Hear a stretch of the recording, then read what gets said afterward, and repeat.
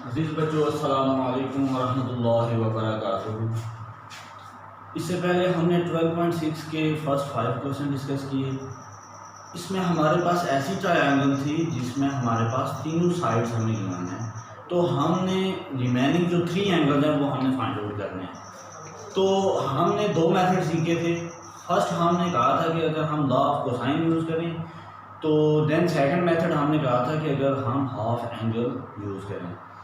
तो आज जो हमारा क्वेश्चन नंबर 6 है, पार्ट 3 है 12.6 एक्सरसाइज का। तो इसमें वो कहता है कि find the smallest angle of a triangle ABC when A equal to 37.4, B equal to 3.24 and C equal to 35.06। वो कहते हैं कि find the smallest angle of a triangle. तो स्मॉलेस्ट एंगल हम कैसे फाइंड आउट करेंगे, हमें कैसा पता चलेगा?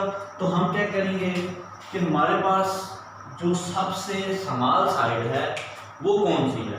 अगर स्मॉलेस्ट एंगल का पूछता है तो हम सबसे स्मॉल साइड देखेंगे। अगर ए स्मॉल साइड है तो ए के साथ जो अल्फा है वो हमारे पास सबसे स्मॉलेस्ट एंगल होगा। अगर बी है तो बीटा एंगल होगा, सी है तो सी गैमा होगा। एंड अगर वो हमसे पूछता है कि फाइंड द ग्रेटेस्ट एंगल, तो फिर हमें क्या करना है, फिर हम सबसे बड़ी साइड देखेंगे, उसके साथ जो बनने वाला एंगल। जैसे अगर मेरे पास यहाँ पे ए सबसे बड़ा है, तो अगर वो कहता है कि फाइंड द ग्रेटेस्ट एंगल, तो फिर मैं कहूँगा कि जो मेरे पास ग्रेटेस्ट साइड होगी उसी के साथ जो बनने वाला एंगल है वो सबसे बड़ा होगा। तो लेट्स से उसने यहाँ पे हमसे पूछा कि find the smallest angle of a triangle ABC when A equal to 37.4, B this and C this। तो वो कहता है कि स्मॉलेस्ट एंगल फाइंड करना है। अब देखिए हमारे पास स्मॉलेस्ट साइड कौन सी है। एस देखिए ये 37 है, ये 3 है, ये 35 है, तो B is the smallest side. B is the smallest side. अगर B स्मॉलेस्ट साइड है, दिस इंप्लाइज दैट तो beta is the smallest angle. Beta is the smallest angle. तो बीटा हम कैसे फाइंड आउट करेंगे? 2 मेथड है मेरे पास। फर्स्ट में अगर लॉ ऑफ कोसाइन यूज करूं, सेकेंडली अगर मैं हाफ एंगल फार्मूला यूज करूं। तो मैं अगर लॉ ऑफ कोसाइन यूज करूं by using law of cosine, we have देखिए cos of beta equal to A square plus C square minus B square divided by 2AC। ये हमारे पास formula basically क्या था कि अगर b है तो b square equal to A square plus C square minus 2AC cos of beta.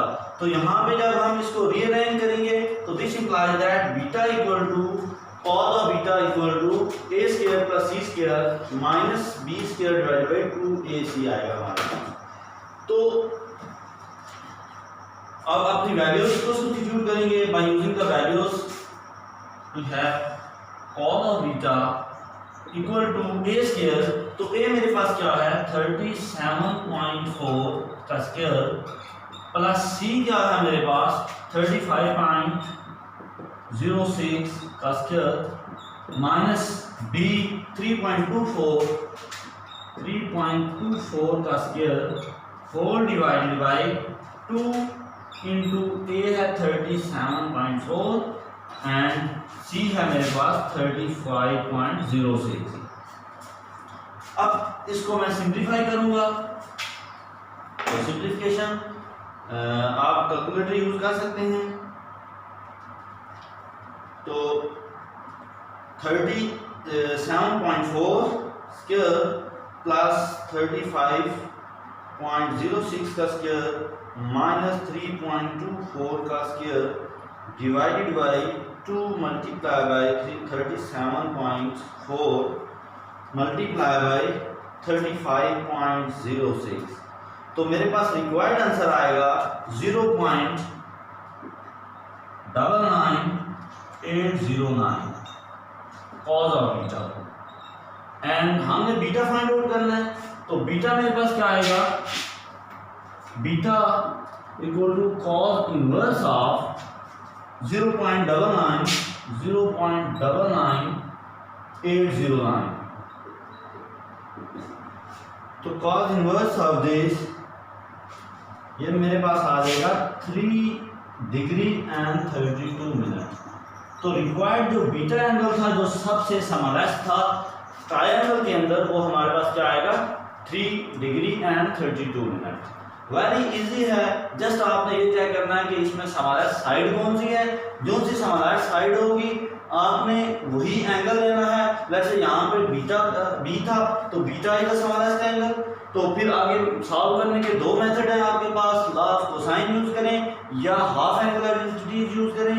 तो हमारे पास जो कॉस ऑफ बीटा है वो a square plus c square minus b square divided bye 2ac आएगा एंड देन हम अपनी वैल्यूज को substitute करेंगे। तो रिक्वायर्ड हमारे पास 3 डिग्री एंड 32 मिनट आएगा।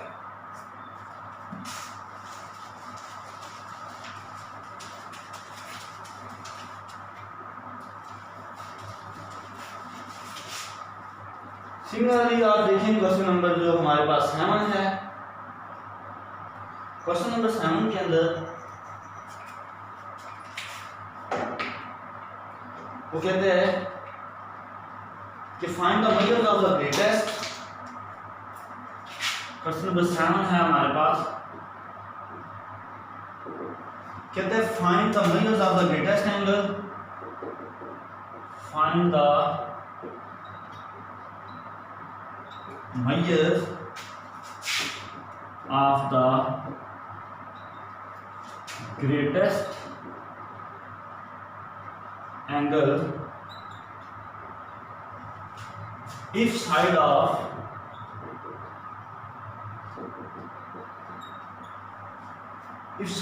the triangle are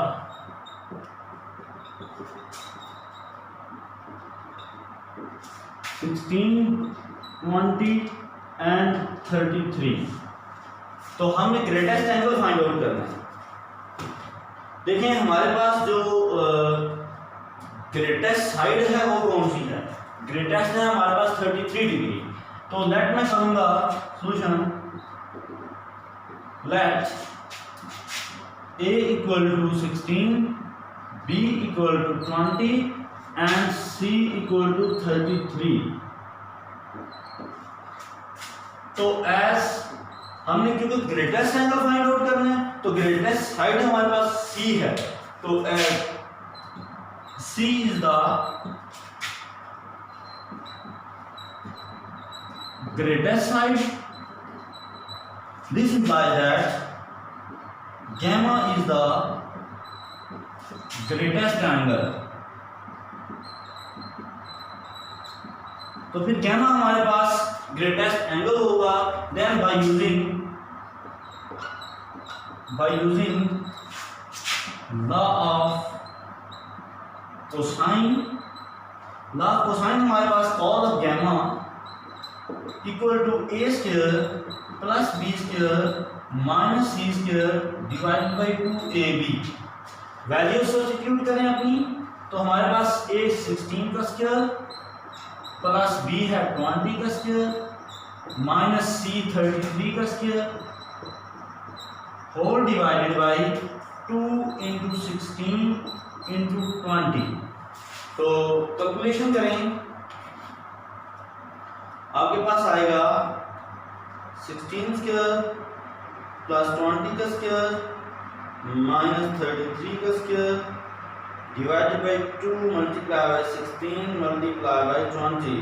तो रिक्वायर्ड आपके पास आएगा minus, this implies that cos of gamma equal to minus 0.67656। तो cos हमने गैमा फाइंड आउट करना है। Gamma equal to cos inverse of minus 0.67656। तो कैलकुलेट करेंगे, हमारे पास आएगा cos इनवर्स ऑफ दिस ये आएगा 132 डिग्री एंड 34 मिनट्स। तो जो हमारे पास ग्रेटेस्ट एंगल है वो क्या आया 132 डिग्री and 34 minutes। तो बिल्कुल उसी क्वेश्चन नंबर 6 के पैटर्न के मुताबिक ही था। जस्ट हमने वहाँ पे समलेस साइड देखी थी, यहाँ पर हमने ग्रेटेस्ट साइड, क्योंकि वहाँ पे समलेस का हमने साइड एंगल फाइंड आउट करना था और इस क्वेश्चन में हमने ग्रेटेस्ट एंगल फाइंड आउट करना था। तो बिल्कुल इसी पैटर्न के ऊपर ही है हमारे तमाम क्वेश्चन। तो मज़ीद एक क्वेश्चन मैं आपको करवा देता हूँ इस एक्सरसाइज के अंदर।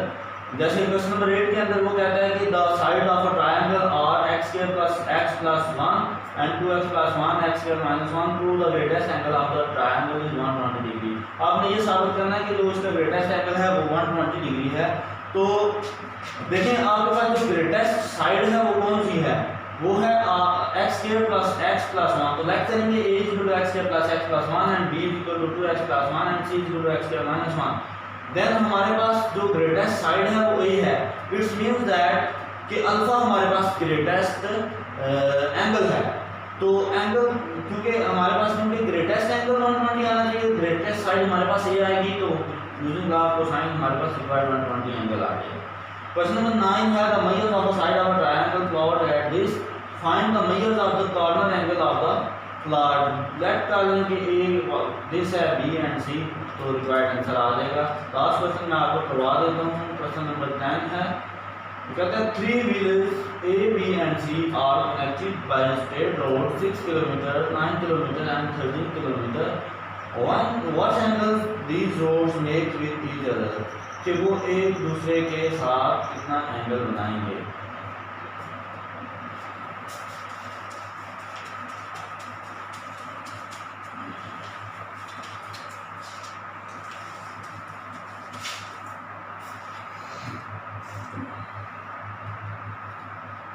तो लास्ट क्वेश्चन है इस एक्सरसाइज का, क्वेश्चन नंबर 10 है। क्वेश्चन नंबर 10 के अंदर वो कहता है 3 villages A, B and C are connected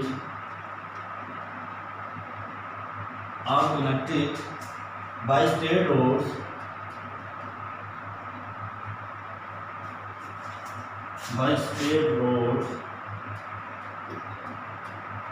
6 kilometre, 9 kilometre and 13 kilometre. तो आपने बताना क्या what angles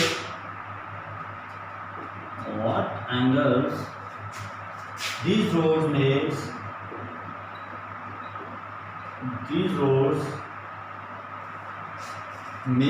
with each other।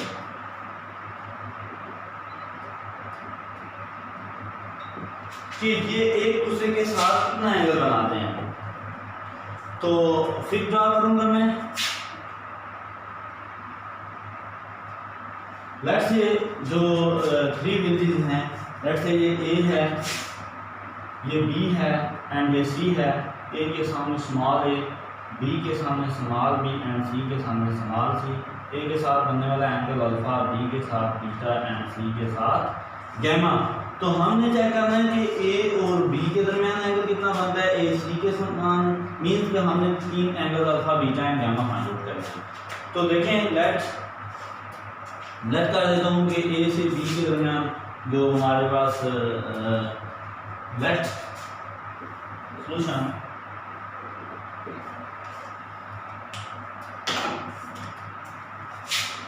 Late A equal to 6 kilometre, B equal to 9 kilometre and C equal to 13 kilometre. Then we can find alpha, beta and gamma. तो A देखिए हमारे पास क्या है, A 6 है, B हमारे पास है 9 एंड C हमारे पास है 13। तो देखें बिल्कुल उसी पैटर्न के मुताबिक हम लॉ ऑफ कोसाइन यूज कर सकते हैं, law of half angle identity use कर सकते हैं। तो मैं लॉ ऑफ कोसाइन अगर यूज करूं तो बाय यूजिंग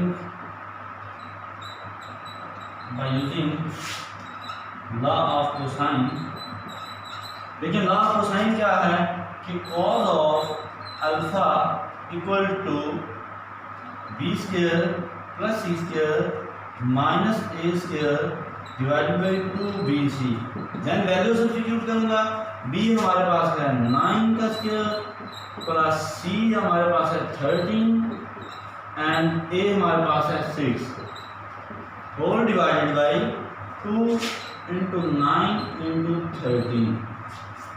तो हमारे पास क्या आएगा,